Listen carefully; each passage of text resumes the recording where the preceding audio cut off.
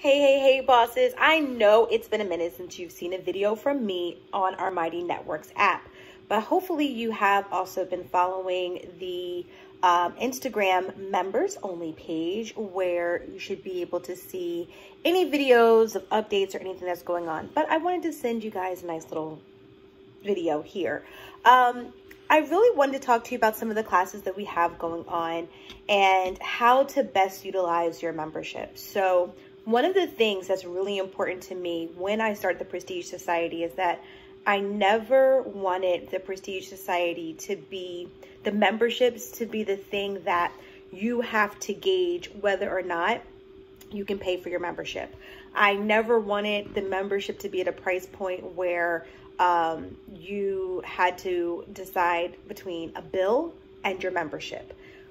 What I, and how I have designed the memberships is to create a way for you to be able to say that I am making X amount of money with my business, and what covers my self-development, continuous improvement, training and development costs of the employee of my organization, of one, which is yourself, is, the revenue that I make with my business. So here's a few things that I want you to keep in mind. Depending on, so if you have a regular $24.99, socialite membership, your membership is going to, and that those are actually extinct. We no longer offer those memberships. That's something where I'm hoping that's a price point that you don't even have to think about. But if you are paying your $59 or $79 for either the Boss or the Elite membership, you should be making enough income with your business that you can easily see your membership being paid for by your business and not your personal pocket. So let's talk about some ways if you find that you're not in that bucket and that when you pay this membership, you are paying out of your pocket, your personal pocket. What do you need to do differently? So number one, we need to set up a call. So that means that you and I are not meeting regularly, or if we are meeting regularly, you aren't meeting certain goals or financial goals that are tied to your business.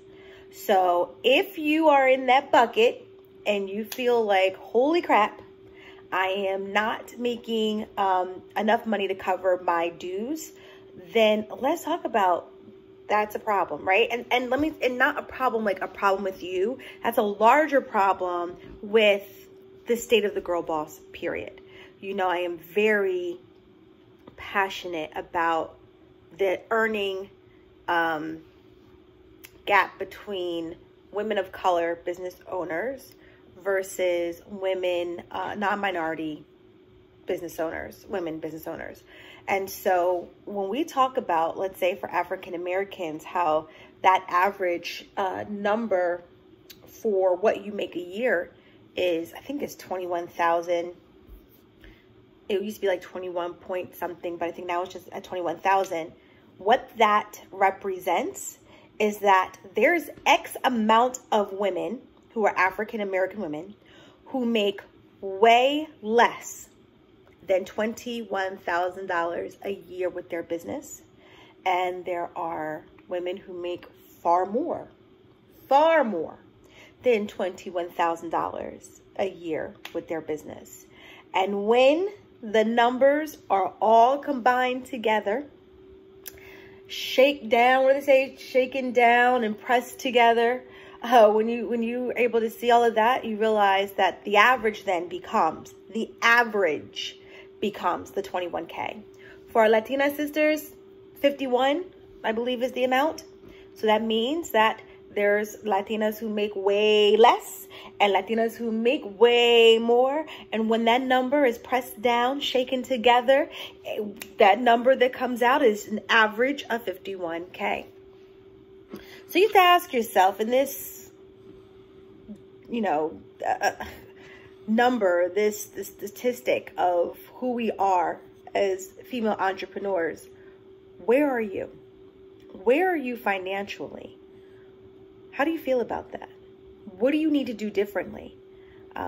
I think that if you're in a space where you aren't really sure where you want to be, if you're in a space where personally you're comfortable financially, so you're not really thinking about your business in generating income for you, that's great. If it's just something you do because you love to do it, then let's talk about how, are you still finding joy in that business? If you are in a space where you want to move so that your business is paying for business expenses, then let's make sure that we're doing things like keeping up your meetings, and not just your meetings time with me, but also making sure that the goals that you have set are really focused around how are you going to make a livelihood with your brand. And I know that sometimes the messaging gets really confusing, because I do talk about women entrepreneurs who exploit their demographic, whether they don't realize they're exploiting it because it's just a model that they've learned, or they're exploiting because they're falling into the trend of, they want to be a millionaire overnight, or if they're exploiting because they just think that's the way you do business. There is in every business this balance of integrity that every CEO has to exercise. And so, although I am saying it is important for us as women of color business owners to ensure that we are having, really making sure that we're operating with integrity every step of the way, even more than any other group, because at the end of the day, we're the ones that are the most judgmental of each other. The reality is that doesn't mean that you aren't still supposed to be financially or fiscally responsible as the chief officer of your organization. And so, I don't know, I just felt really heavy on my heart to share that with you ladies, because I, once again, always want to make sure that when you pay your dues, you're just never in a space where you have to figure out whether or not you could pay a bill, a cell phone bill, or get gas, or get food, or pay your memberships. I remember having a publicist, and it was the same amount as my mortgage. I never had to decipher whether or not I was going to pay my mortgage or not, but I know one time, it was actually the last time that I paid my publicist. I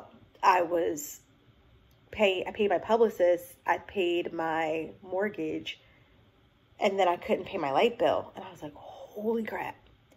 And so that was a problem for me. And not that my fees will ever be that amount, but I just never want my members, my sisters of prestige, to ever be in that space.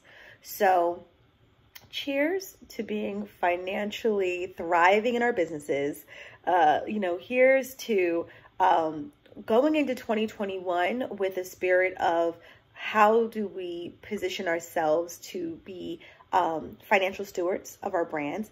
And I guess this is also coming to me because of the class that we had just this past Tuesday with Jen Ortiz. And, when we start talking about what it takes to move to the next level, and in this case, we were talking about, starting your own brick and mortar, there's money that you have to prepare for and you have to put aside. And, when Jenny was very transparent in sharing out her $5,000 and how quickly that $5,000 that she had saved had dwindled away from all of these fees that she did not anticipate going into purchasing her own brick and mortar. And one of the students of the class, she shared that she actually signed a lease, but due to COVID, she was able to work and save. And she was able to save $20,000. And those numbers, $5,000, $20,000, that's not a small fee. And so if we're not even able to say that we're covering with our businesses the cost of a membership, what are we going to do when we have to invest in our businesses in greater lengths? And those are the things that I want seriously for my members to just always have that safety net of knowing they have the funds they need when they are doing X, Y, and Z. Because having the funds, having the resources, that there's just a different way that you move when you just have that security. And I know what it's like when you don't have that security. And I've been there, I've done that. And I wouldn't want that feeling for any one of my sisters in Prestige. So if you are in a space right now where money is an issue for you, if you're in a space right now where you feel like you got to work a second job, but you're not working that business as a second job, if the business is not being worked to replace the first, let's have a chat about how do you do this? Because even in that conversation that we had Tuesday night, one of the things that Jenny said that I thought was really great was about being an owner of your own time, and how having this space, although she works part-time, allowed her to start moving into the space of being an owner of her own time, and how she would love to do that more and more. And that, honey, hit a note with every person that was on the call. I think somebody put their hands up and said, yes, owner of my own time. I even said like how that just made my heart sing. And that's something that I felt like, once again, when we're in a space where we can do that, we just move differently. We think about our businesses differently. We think about what we take on differently. So I hope that this message reaches those of you who are currently getting coaching services but do not set up coaching time with me, or currently have coaching services and set up coaching but may find that you're not sticking to goals as consistently as you should to get you to where you want to be. So I hope to see more of you. I hope to be celebrating more milestones with more of you. And I don't know, I just really hope that you all continue to prosper in every aspect of your business in a way that you really desire in your heart. All right, guys, I've been feeling really like mushy lately, so I'm sorry. I'm just like all of my feelings.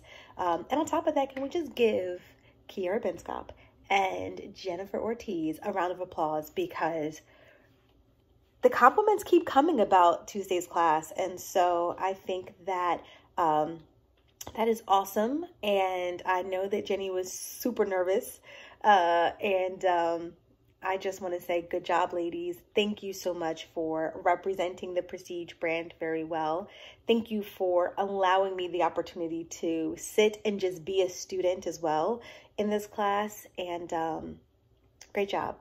All right, guys, have a great day.